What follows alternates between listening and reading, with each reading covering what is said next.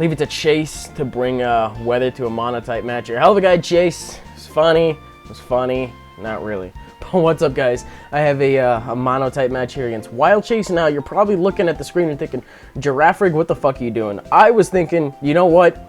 It's going to be an uphill struggle against Chase as is. I might as well bring something ridiculous and see if I can get some use out of it. And looking at his team, I'm very much threatened by all of it thanks to the rain, because, you know, he's going to have that stab advantage as well as the rain advantage, you know. I don't really have anything that resists water outside of Celebi and Ladia, so if I want to win, I need to play those somewhat carefully. So I'm going to go ahead and get right into it. He's going to lead off with this Politoed to get the rain up. I don't know what kind of Politoed he's running. It could be pretty risky if he's running the Scarf variant based on what I do here, but it is a one-trick pony, meaning that once you see what it does, you won't fall for it ever again. Because I go for the Magikarp, I was like, alright, this thing's dead, he's not going to go for the Toxic. But he does go for the Toxic, which is kind of hilarious and also kind of confirms that, you know, he's not a Specs or a Scarf one. You don't see those with Toxic. He's a bulkier one. And now I have him Toxic. Nothing on my team actually runs Toxic, and to have that thing, you know, status is kind of nice. So I'm going to switch out to Starmie, predicting the second Toxic. He does predict that very nicely, goes out to Rotom. The reason I did not go out to Celebi here is because I thought for some reason that he would have recognized that as a threat immediately and left his choice item on it to leave me somewhat crippled for the rest of the match. So I go out to my Rachi to take it, which is probably, you know, not really a very good option to take it, but I want to keep my Celebi with its item so I can do some damage, because he does have some things that are ×4 weak to grass on this team. But he decides to switch out knowing that I'm faster. I just go for the U-turn to try to get that switch initiative going on as I send in my Celebi on his Swampert. So I actually think I went for the U-turn on that turn, so not on the switch. Just kidding. Thing is I have Celebi in relatively safely now, you know, before the rocks came in.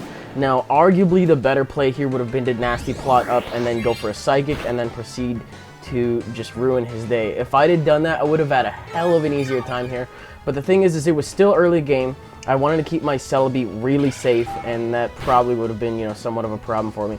Now, the thing is that he could have brought in his Rotom and Tricked at that point, but after a Giga Drain and a Psychic, I went for the Psychic because higher base power and whatnot. It doesn't take him out, which is a little disappointing, but he's going to be able to hit me with the Stone Edge next turn as opposed to a Waterfall because of the resistance. Even after +1, I think because he's running a bulkier Gyarados and he was able to take both of those hits, Stone Edge isn't really going to do it, you know, a whole hell of a lot even at +1. So I Giga Drain, take him out, and I not really want that encounter with Gyarados, but I didn't really have another option. So, I mean, I did have Jirachi, but I don't have Thunder Punch on it. And in reality, it would have just been a hard scenario because I probably would have ended up having to flinch it or something like that. And then, you know, I just don't want to roll like that early in the game. But he brings in Politoed now. I see my opportunity to get some of my health back. So I go for the Giga Drain. I want to see how well I can take an Ice Beam of his. It's around the same amount that I'm draining. So at the very least, I will be able to knock it out. But he does have it going on better for him because he really doesn't give a shit about this Politoed outside of the weather it brings to the field. There are no weather wars. He doesn't mind if this thing dies as long as it lowers my survivability a little bit. So after draining for the second time, I'm pretty much, you know, worse off than when I started against it in the first place. And he's going to be able to revenge me very easily with a Thunder off of Rotom.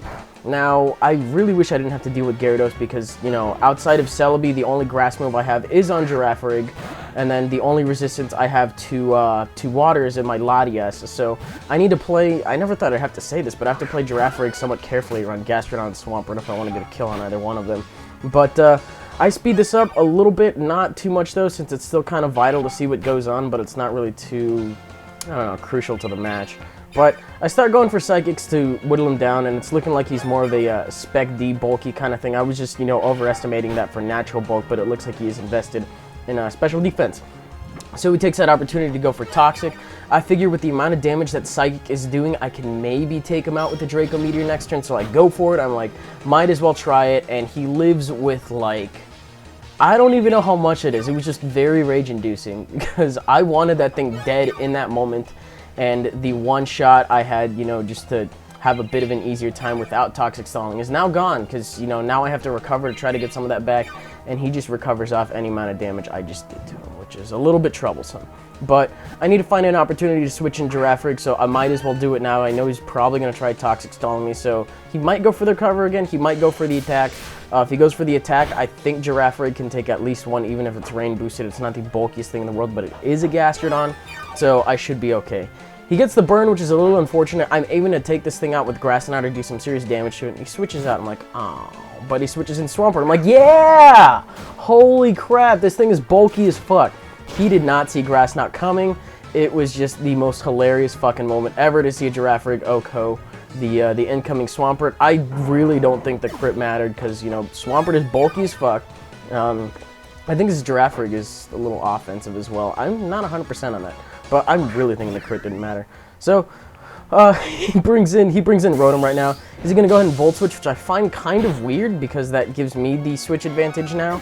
But I'm not sure if he meant to do that. He does have the advantage in terms of pokes now because my Latias is still a little bit damaged. I don't really have any other options to go to because now I'm out of grass moves. I need to take this thing out somehow. So, I go for Psychic as he goes for a Recover. He's pretty intent on just Toxic stalling me at this point. And it kind of sucks because I'm looking at it and I'm seeing that Psychic really does less than half. And I was like, alright, Draco Meteor Crit, let's go. Let's see how much it does in general. And it only does about half, which is also a little disappointing. But you know what? I've just kind of accepted, you know, defeat at this point. If it's going to happen, it's going to happen. If it's not, you know, I'll do my best. But I go for another Draco Meteor in hopes of bypassing the -2 and his special defenses since I saw that it did half. Does not happen. It does around a quarter, and he just takes me out. But at least it's left him at 75%. Don't really know how that's going to help me in the long run. But I should have recognized at that point that he was definitely specially bulky, and, you know, I was just underestimating his natural bulk. So I bring in my Metagross right now. I won't mind taking a Scald necessarily because if he burns me, I do have the Lumberry. And I'm looking at it, and Earthquake does a hell of a lot more than I thought it would. So he's actually going to try attacking me right now. Does not get the burn, but because it's rain boosted, it does a lot more than I needed to. And rain actually does come slightly into play in these final couple turns because its Azumarill does have the priority Aqua Jet, which will be boosted by the rain further. But I do predict to switch out to it as opposed to going for the Earthquake. Score some nice super effective damage on it, and it does a little over half. So I'm not really going to be able to catch it on a safe switch again. I might as well go out to Starmie because I do predict the Aqua Jet coming. Don't know how beautifully I'm going to take it, but I have a resistance to it, and that's all I'm banking on right now. Does a lot more than I'm comfortable with, and I'm kind of hoping I can live this next one and recover it off with a Recover. So I live on 4. Now what I should have done right here is I definitely should have just, you know, T-bolted right here, but the thing is I didn't want to predicting that and going out to Gastrodon. I don't have fucking Grass Knot on this thing, which is a pain in the ass, but, you know, that isn't really too standard. I run into that very rarely. I think I ran into that on stream one time, and it was just ridiculous. But he's going to go ahead and switch out, decides to go into his Rotom on the turn that I decide to go for the Thunderbolt. The problem is his Rotom is at full health, and I'm not really going to be able to take it on with anything at this point, because he does benefit from the dual stab in the form of Hydro Pump getting boosted, and his Thunder being 100% accurate. So I go into Jirachi just to see what he's going to do, and he decides to go for the Thunder. I'm hoping that won't kill me, but it is stab, it is a Rotom. It does have a decent spec attack. It doesn't, but the thing is that I don't really have anything to KO in return. I could Iron Head, try to Iron Head my way to victory, but I don't see that working out, to be honest. You know, my luck is going to fail me somewhere along the line. So I bring in Starmie again just to, I guess, kind of die as he goes for another Thunder. Because I am part Steel on Jirachi, I know I should be able to take another Rock Switch in, which is kind of what I'm counting on. But I know at this point, since I've lost my resistance to a priority Aqua Jet, I've pretty much lost. So he goes into Gastrodon as I decide to go for a couple Iron Heads. It's gonna take a couple, especially on a Gastrodon. Does a sizable chunk, probably 2 to 3 hit KO at this range after leftover. So if I'm gonna kill it off, I need to get 1 flinch. Otherwise, he's gonna recover, and then it's just gonna be, you know, salt in the wound. But I do get the flinch here, and if I don't KO him here and I do flinch him, then it'll just be another one. Otherwise, if I do KO him here, then it's really no big deal. But as you can see, a lot of my pokes are at the range where a choice banded, stab, rain boosted Aqua Jet will take them out. So that will be the game, guys. He's pretty much just gonna Aqua Jet everything I have. I did have a mild amount of fun. Kind of wish that the weather wasn't there, but hey, you know, you take advantage of the situation whenever you can. So if you guys enjoyed it anyway, you're welcome to leave a like, rating, comment, subscribe, do your thing. And I think that should do it after he kills off this Metagross. I really wanted to T-punch the shit out of this thing. But yeah, that's it.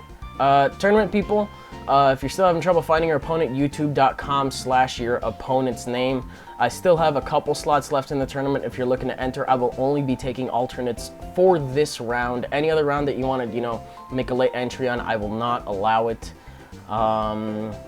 What else did I want to talk about regarding the tournament? Don't worry if your opponent still hasn't contacted you by now. I mean, it's Thursday. It's like 3 days after the thing. You know, you got 3 days until the deadline. If they don't contact you, you know, on the weekend, then you'll have something to worry about, and then I'll address it accordingly. But right now, just chill out, relax. You got plenty of time. You got plenty of time. And we'll just have at it. So I hope you guys are having fun with this. Tomorrow's video will not be by me. I'm actually going to review the video responses to the tournament at the end of today. And the one that I find best fitting, you know, in terms of theme, in terms of narration, in terms of everything, more likely going to be theme heavy. But, you know, that video is going to be up in place of me tomorrow. So don't downvote the hell of it, out of it. I just really kind of want to see what's going on in terms of the tournament. And, you know, hopefully that will encourage you guys to, you know, just see what's going on and maybe under the next one if that kind of caters to you. Anyways, a little bit of a long video. I'm so sorry for that. But I got future uploads coming up later today and tomorrow and such. Considering streaming either tonight or tomorrow as well. We'll see how that goes. But I will see you guys later.